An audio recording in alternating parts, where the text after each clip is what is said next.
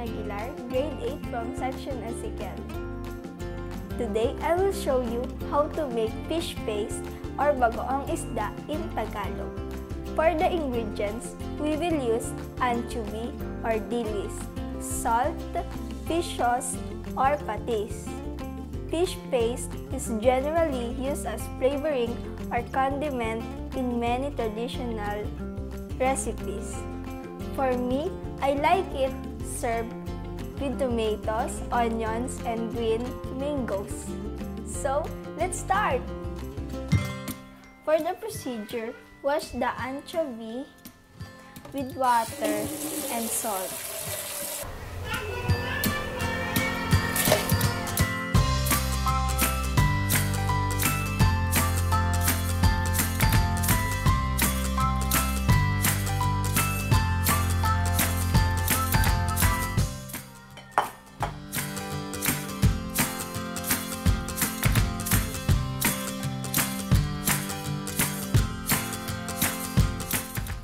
To make it sure it is clean, repeat the process for 3 times.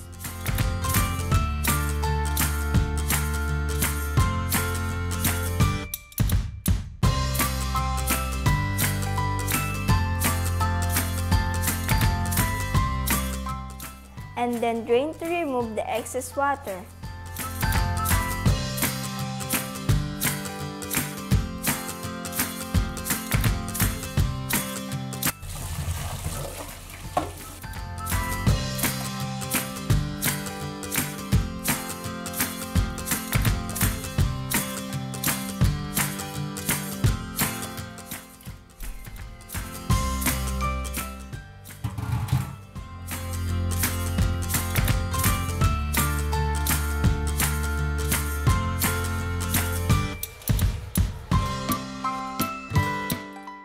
Place the anchovies in the bowl.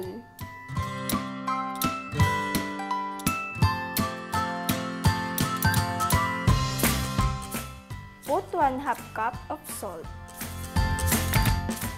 and mix uniformly to prevent the growth of microorganisms during fermentation.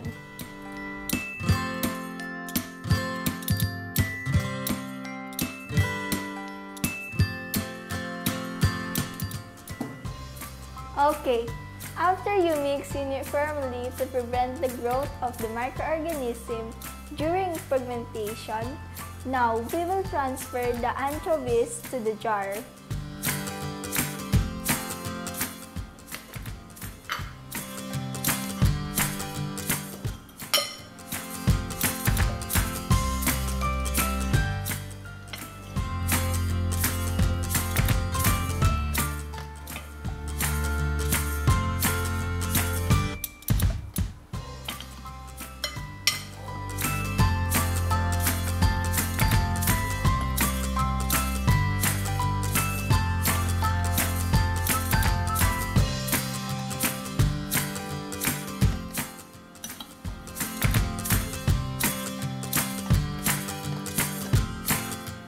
Add 1/4 cup of fish sauce. And close the jar tightly. Ferment for 14 days. And that's how you make homemade fish paste. Thank you for watching. Bye!